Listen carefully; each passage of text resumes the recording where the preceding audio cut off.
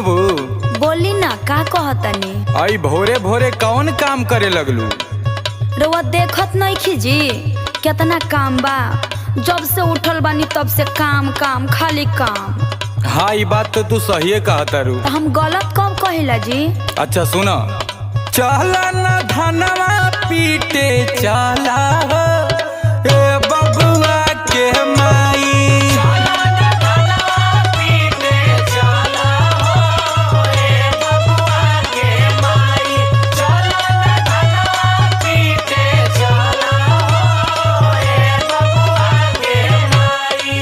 अच्छा सुना, का कहतनी कहीं? नाता भैंसिया का खाई हो ए बबुआ के माई।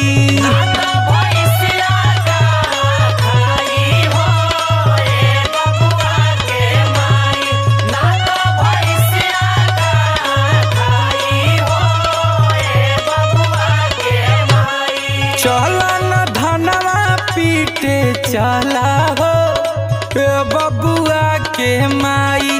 नाता भैंसिया का खाई हो ए बबुआ के माई। खुटा से बोलतिया मुँह अपन खोलतिया।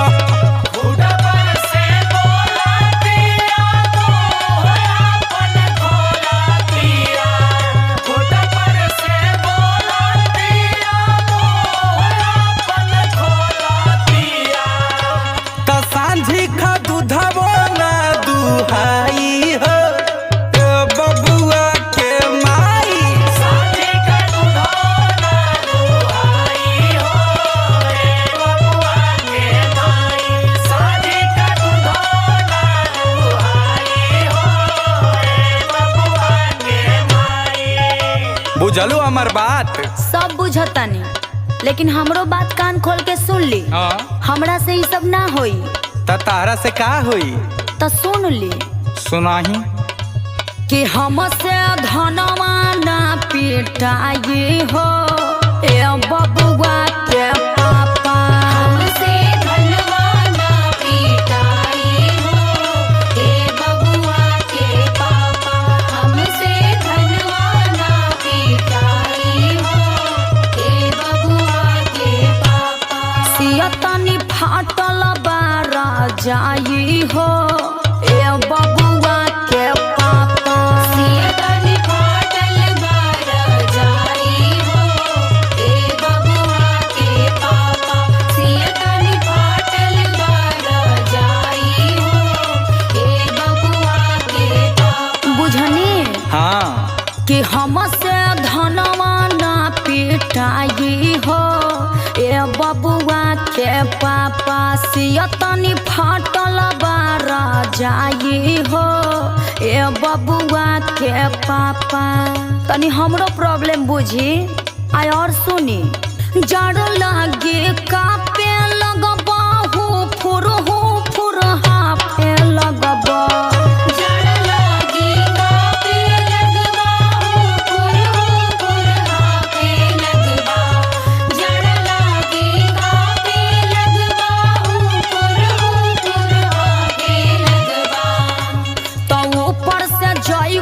खिसियाई हो ए बबुआ के पापा। ऊपर से जइबा खिसियाई हो ए बबुआ के पापा।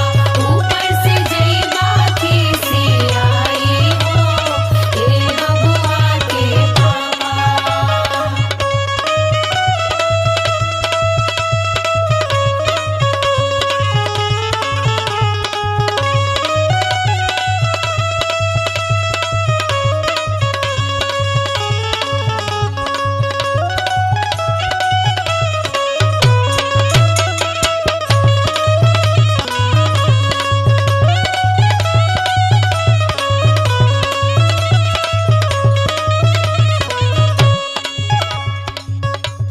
अरे सुना ताड़ू, अरे का फाटल रजाई में लागल बाड़ू?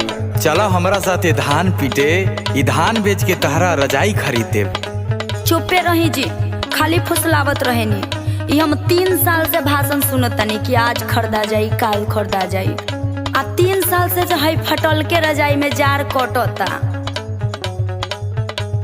अरे गुस्सा मत होखा, सुना हमार बात। 2 बोरा धान बेच कीन देव रजाई,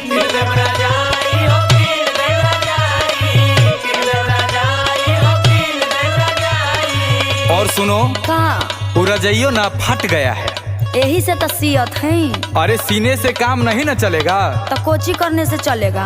अरे पगली, का तहरा खातिर नया खरीद दे। चुप रही जी, खाली हरदम झूठ बोलत रहिला। सुनो अब ही जरूरी बाटे धान के पिटाई,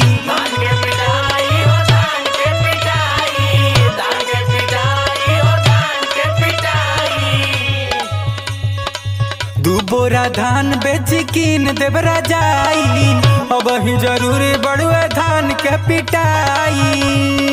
और सुनो का जब भैंसिया खैबे ना करी त दूध का दीही? उ रउआ समझी, हमार काम नहीं खे।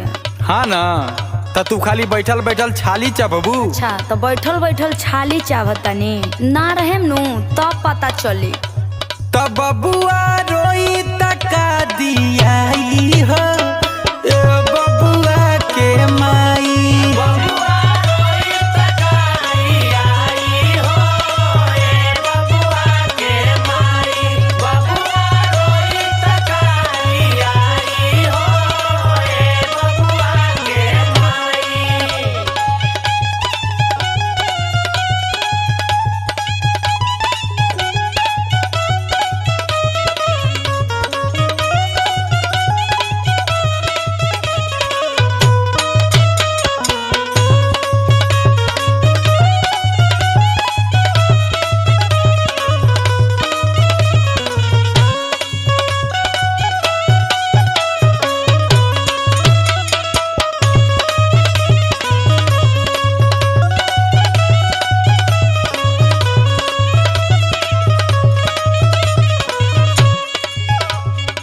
देखी जी, हाँ बाहर के जौन भी काम बा रउआ समझी। ठीक बा। हम एक बार कह देले बानी कि बाहर के काम ना होई हमसे त ना होई।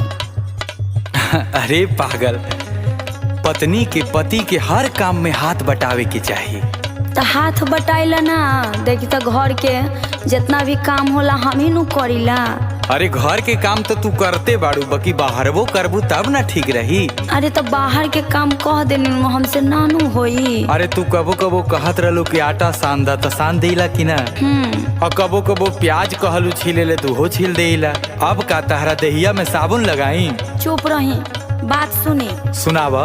पिया न मोल हम क्या जान फुसलाई,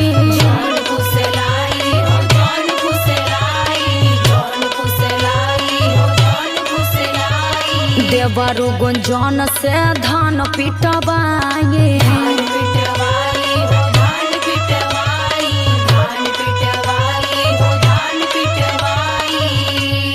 पिया न मोल हम क्या जान फुसलाई, देवरु गुंजन से धान पिटवाए।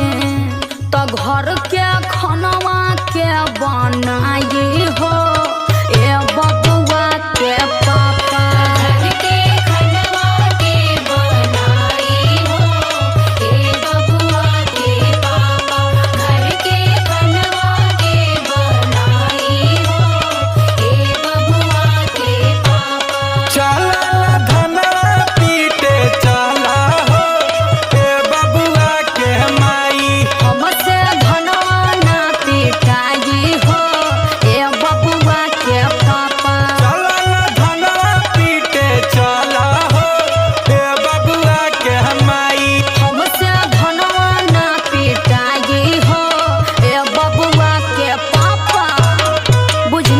अब चलबू कि ड्रामा करबू?